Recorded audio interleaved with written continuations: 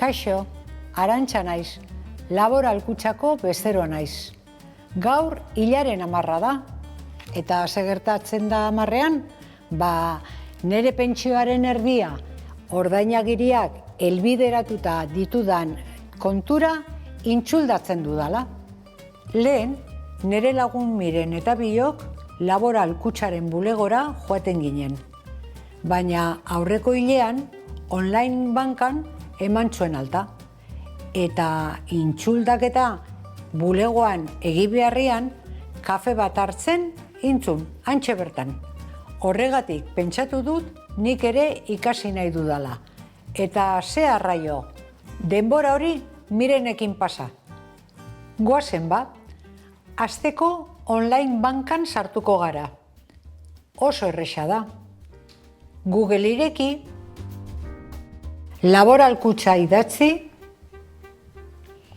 bilatu eta loturan klik egin. Horrela, Laboral Kutxaren orrialde nagusira iritsiko gara. Eta bertan, online bankan sartzeko panela aurkituko dugu beti. Erabiltzailea eta sarbide gakoa sartu. Eta listo, barruan gaude. Gogoan izan beti, gakoa ahazten badezu edo zalantzaren bat sortzen bazaizu, Super L-karen 900-555-900 doako telefono zenbakira deitu eta norbaitek lagunduko dizu kezkak argitzen. Ea hemen gaude. Gure online bankaren orrialde nagusian.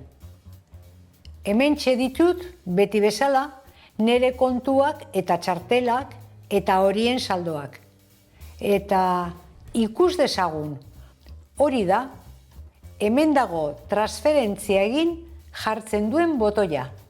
Bertan klik egin, eta transferentziak eta intxuldaketak pantailan sartuko gara. Jatorrizko kontua aukeratzeko, nondik atalean egingo dut klik. Zein ondo, bi kontuak azaltzen zaizkit. Pentsioa sartzen didatena hautatu eta jarraitu sakatuko dut. Orain, nora atalean, helburuko kontua aukeratuko dugu.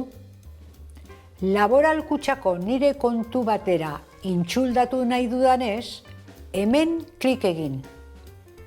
Eta ordainagiriak helbideratuta ditudan kontua aukeratuko dut. Jarraitu. Aizue, oso erresa da, ezta? Bi kontuak neria direnez, hementxe daude erregistratuta, eta ez daukat zenbakirik eta ez bestelako ezer idatzi beharrik. Nahikoa da behera zabaltzen den menuan aukeratzea. Ederto, orain intxuldaketaren datuak beteko ditut. Zenbatekoa? Aldizkakotasuna? Hemen aldizkako transferentzia bat programa dezaket. Ikusten duzue? Astean, hilean, urtean, behin egiteko. Momentuz, dagoenetan utziko dut. Amaitzeko, kontzeptuak idatziko ditut. Hileko ordainagiriak. Kasu honetan, neureak dira bi kontuak, baina pausoak egoki emango ditugu aurrerago mugimenduak kontsultatu ahal izateko. Jarraitu. Agertu zaigun pantailan, datu guztiak berrikusi ahal izango ditugu, intxuldaketa egin aurretik. Oso ondo dago hori, guztiz seguru egoteko. Ondo aldago guztia? Ara, zenbatekoa aldatuko dut agian. Aldatu aukeran, klik egin. Ondo, aurreko pantailara itzuli, zenbatekoa aldatu eta jarraitu. Eta orain dena ondo. Egin transferentzia eta listo. Arantxa transferentzia zuzen burutu da. Bueno, eta intxuldaketak norberaren kontuen artekoak direnez, berehalakoak izango dira, nik uste. Egiaztatu egingo dugu. Posizio guztiak aukeran klik egin. Helburuko kontuan sakatu. Eta begira, hementxe dago, hileko ordainagiriak. Eta ez hori bakarrik, hemen aldamenean egindako transferentzia guztiak kontsulta ditzaket. Erraxa benetan, ez da? Aizue, oain gutxi gora bera, badakidanez hau nola dabilen, transferentzia bat egitera animatu ingo naiz.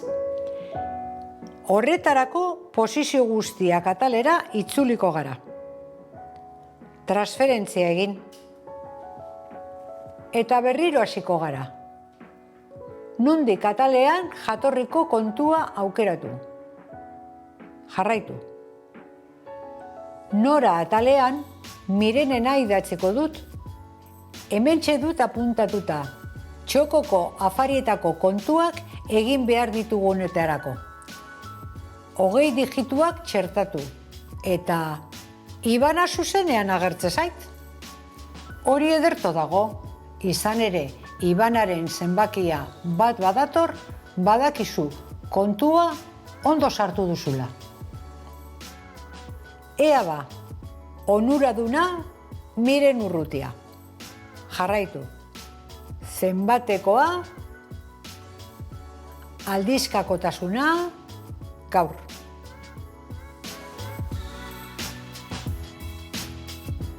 Jatorrizko kontuko kontzeptua. Txokoko afaria. Helburuko kontuko kontzeptua. Txokoa, Arantza. Ikusten dudanez, laboral kutxaren kontua denez, ez didate komisiorik kobratuko. Bikain, jarraitu. Datuak ondo berrikusi behar ditugu. Helburuko kontua batez ere. Dena ondo.